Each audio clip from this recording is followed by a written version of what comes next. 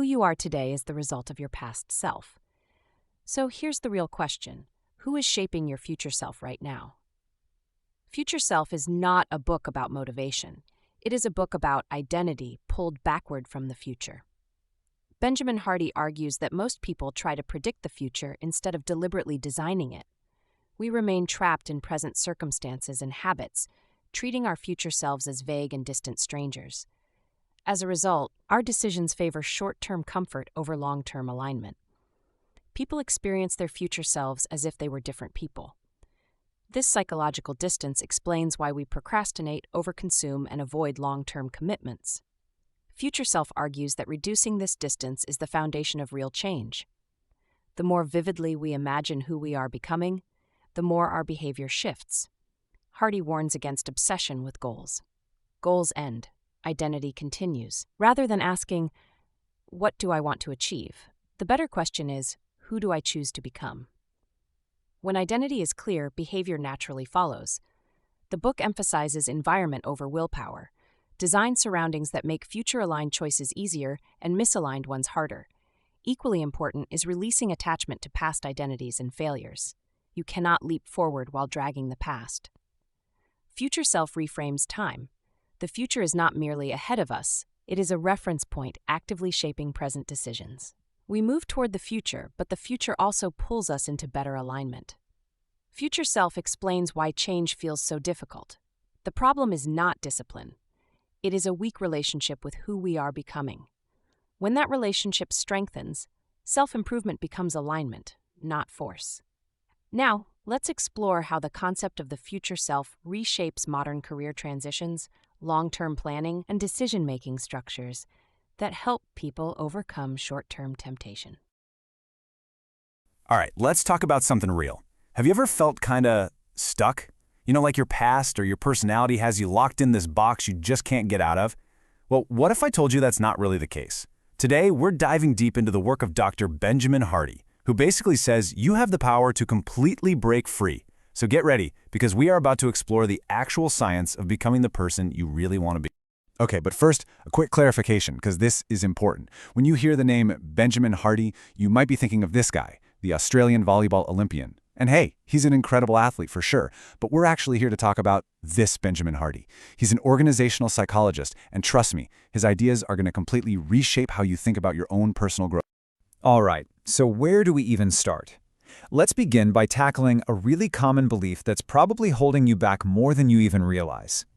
You know, we're taught pretty much from day one that our personality is this fixed thing we're born with. The big goal in life is to find yourself, right? The problem is, this whole idea leads to a really passive approach. It lets us excuse our behavior by just shrugging and saying, well, that's just who I am. I mean, sound familiar? I think we've all been there. And this is exactly where the incredible work of Dr. Carol Dweck on mindset fits in perfectly.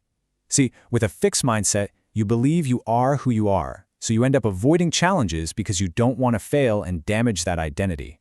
But with a growth mindset, oh, that's a game changer. You see challenges as the very opportunities you need to grow into the person you actually want to become. Okay, and this is where Dr. Hardy really shakes things up. He basically says that most personality tests, you know, like Myers-Briggs or the Enneagram, are not just kind of bad science. He calls them total garbage science. He argues they're actually harmful because they slap a label on you, like introvert. And once you have that label, this powerful thing called confirmation bias kicks in. You start seeing all the evidence that proves you're an introvert, and you totally ignore all the times you're not. You're literally trapping yourself in a box that you helped build. So, okay, if your personality isn't this fixed, unchangeable thing, then what's the alternative? Well, this is where things start to get really exciting.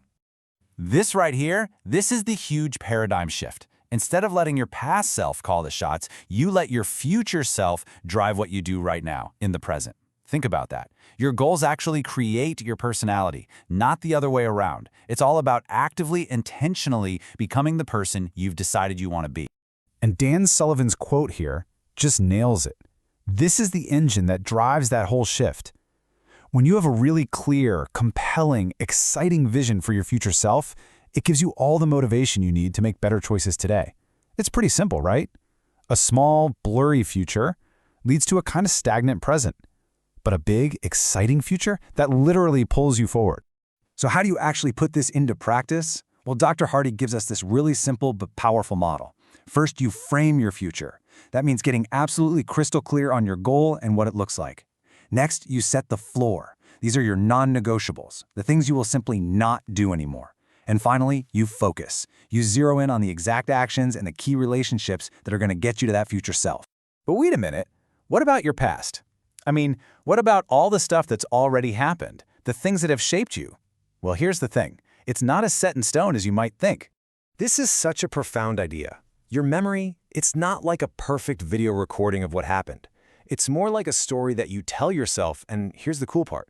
As you grow and as you change, the meaning of that story can totally evolve. The events of the past might be set in stone, but the meaning you assign to them, that's completely flexible.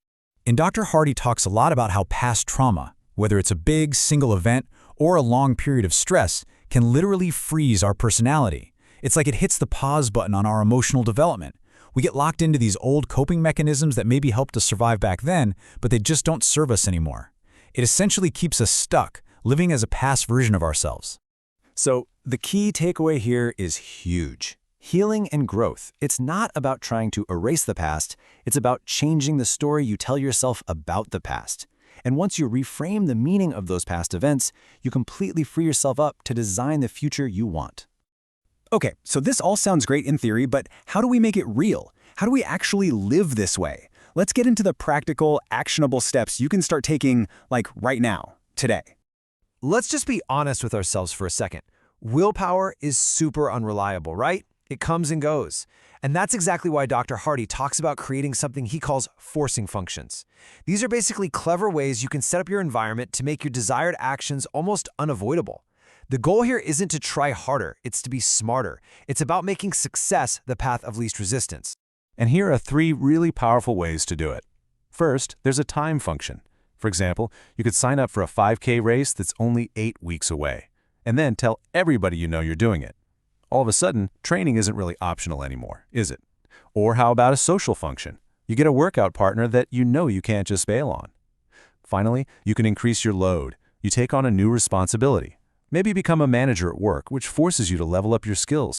And this quote from Napoleon Hill, it's a classic for a very good reason. An idea floating around in your head is really just a wish. It's not real yet.